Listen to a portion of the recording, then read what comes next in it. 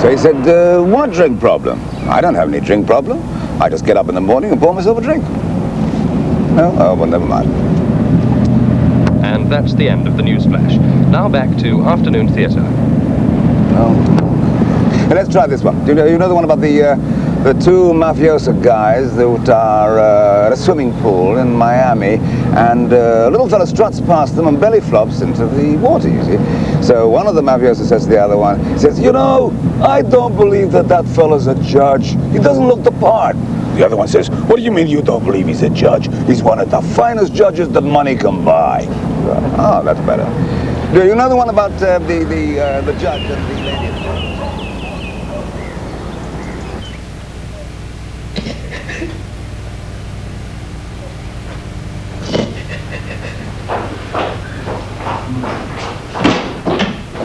Oh, hello. Thought you were leaving early today.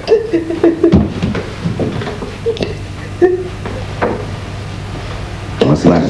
What's happened? There's been an accident. What are you talking about? It's Ruth. Huh? What the hell's going on? British Airways phone. I tried to get hold of you.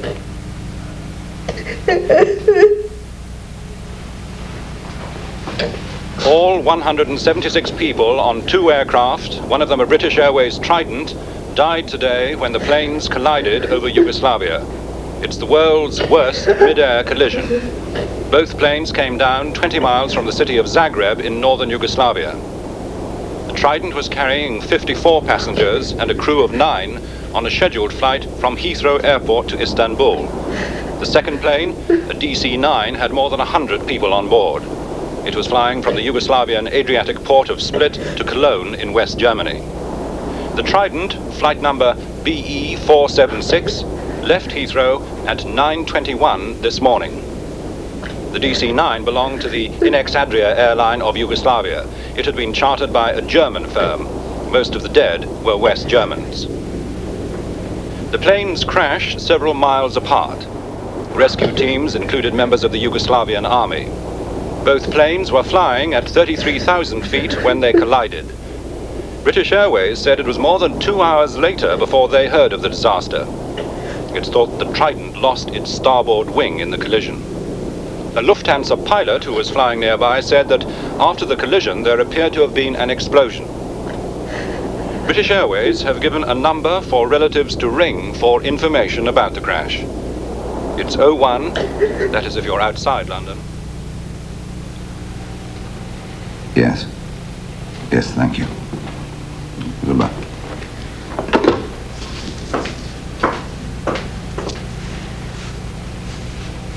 It's probably a bit weak, I'm sorry.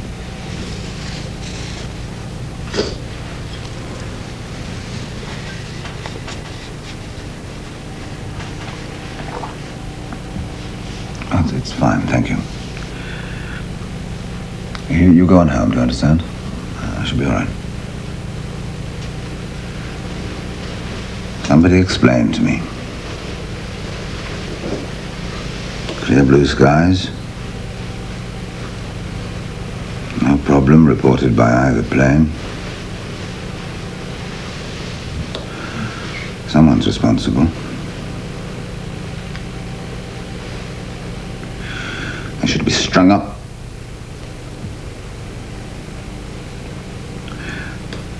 Go on, I'll see you in the morning. Bye then.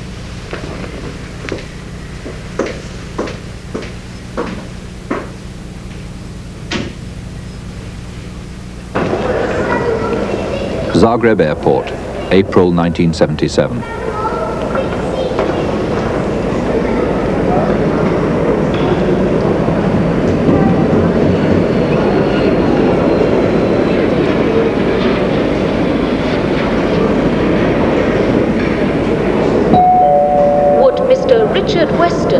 Passenger recently arrived from London. Please contact the airport information desk.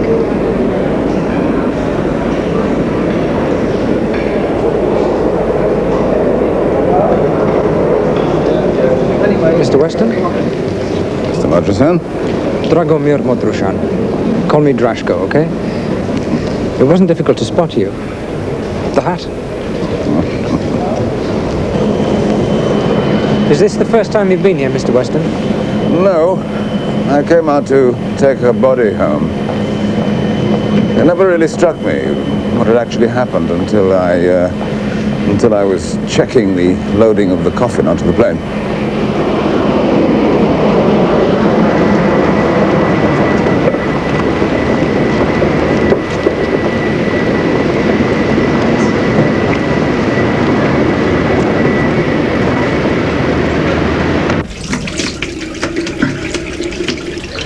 As soon as the inquiry into the crash ruled out pilot error, the public prosecutor was actually bound to bring charges. You must feel very bitter about them. I mean the controllers.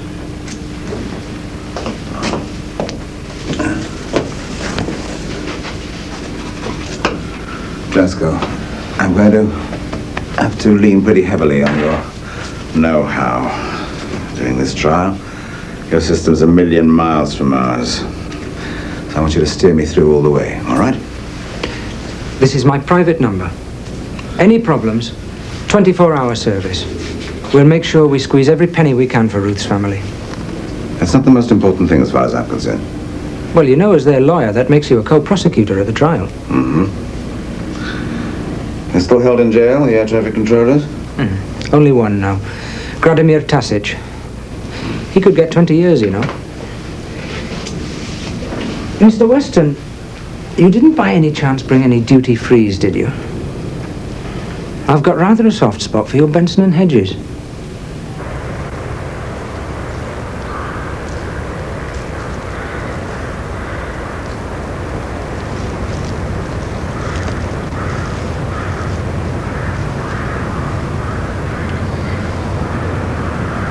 On the day of the crash, the peasants lit a candle for each of the victims, here in the mud. And it must have been a very moving sight. 176. One for each of the...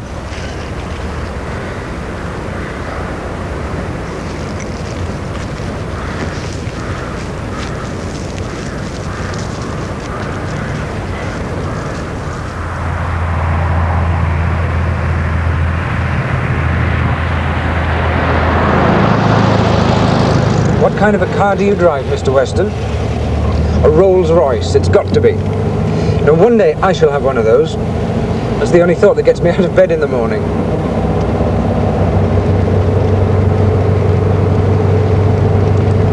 Of course, we own our own apartment, my family. That's pretty unusual here, you know. I've been to England and the States.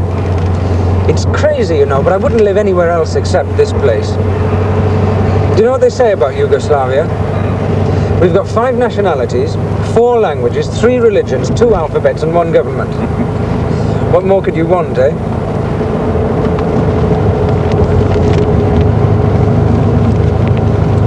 Do you know what that says? Air traffic controllers guilty of causing mid-air collision. People around here have made their minds up already. Well, that's not a very healthy sight the morning before a trial. That would be contempt of court back home, do you know then? Well, it wasn't exactly healthy for those people spilling out of the aircraft, was it? Oh. Who'd be an air traffic controller, eh? It's bad enough down here. Zagreb District Court, April 11th, 1977, 8 a.m. All the court proceedings which follow are drawn from official Yugoslav records.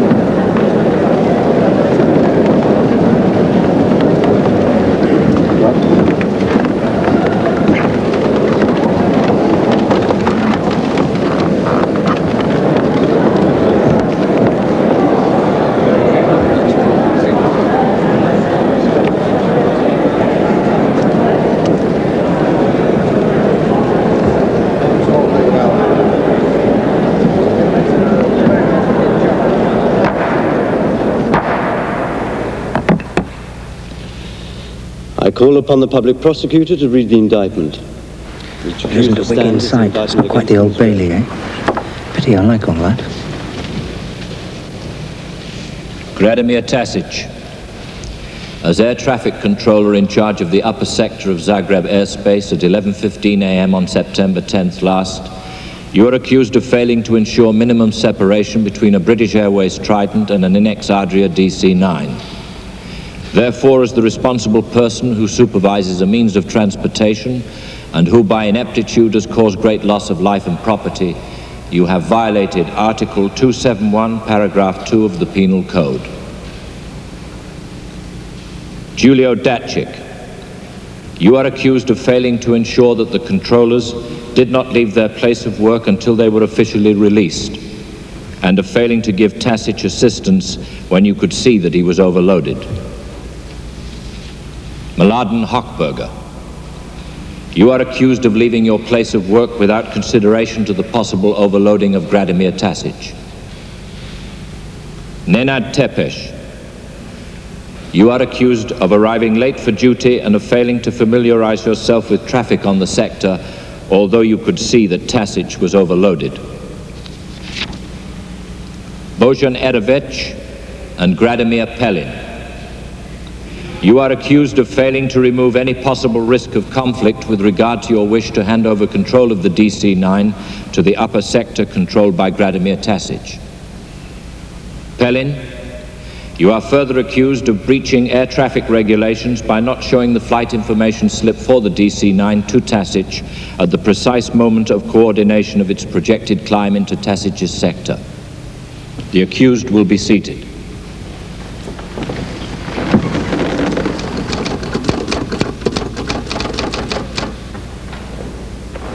Yes, and then? At about 2 minutes past 11, Hochberger got up and told me that he was going to look for Tepes, who was supposed to have taken over at 11. There should be 3 controllers at every sector, but Zagreb is 50% under strength. Anyway, after Hochberger left, I took over as controller. The radar was playing up that day, so I used it only as backup.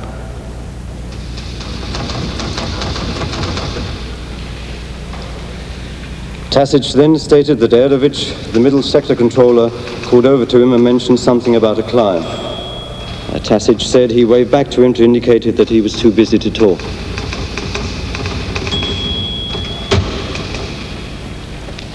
What happened then? Pelin came over and pointed to a shadow on my radar screen. Did he say anything?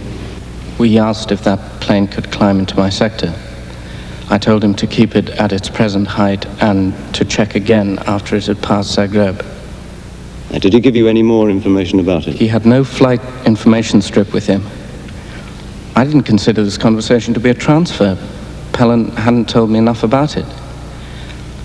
Sometime between 13 and 14 minutes past, he finally handed me the DC-9 strip.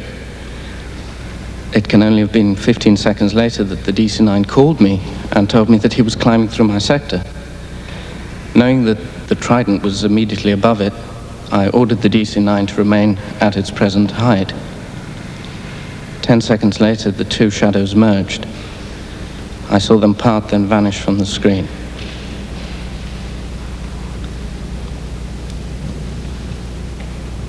Tasic states that Pelin did not initially bring with him the flight information slip for the DC-9.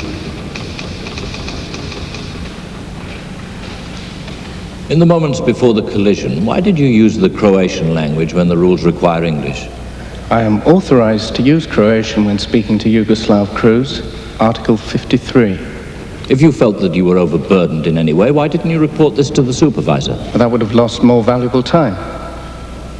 When Tepes did arrive, why didn't you turn over the controller's job to him as per the schedule?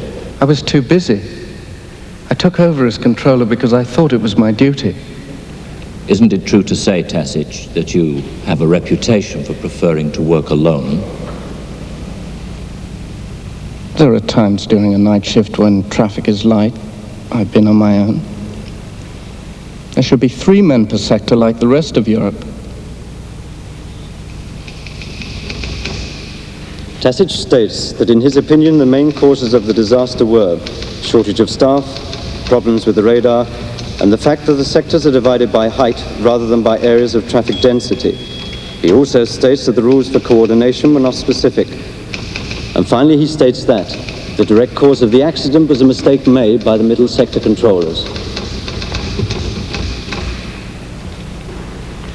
At about 11:05, Tepesh still hadn't replaced me, so I stood up and told Tasic I was going to look for him.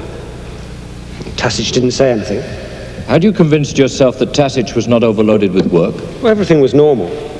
Tasic was in complete control of the situation. He didn't have to do the assistant's job too. There was nothing urgent to do. Did you ask your supervisor's permission to leave? Yes. That's not true. No one came near me. Comrade Judge, look. A controller would never leave a colleague if he could see that he was in trouble. Anyway, everyone knows that Tasic liked to work alone.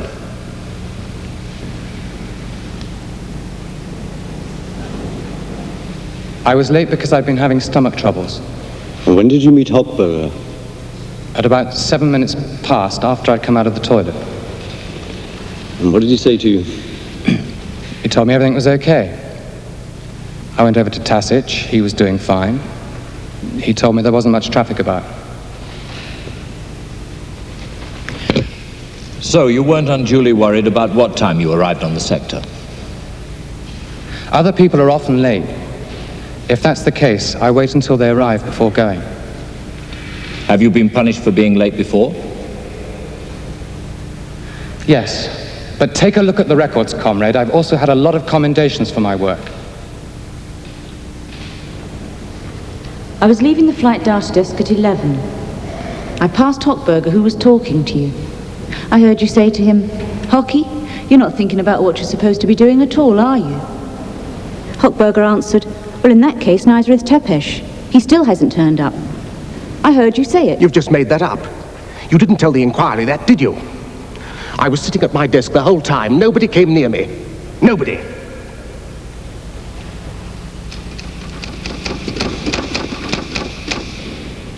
Tasic and Pelin tell conflicting stories about the handover of the flight information slip for the DC-9. Would you come forward?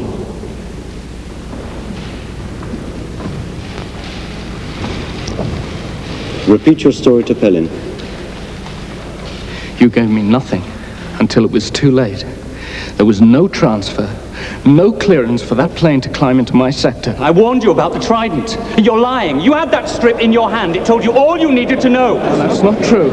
You could have refused the coordination. There would have been... There was no coordination. You're lying. You just forgot about the Trident. No. Why don't you admit it? No, that is not true. You're lying.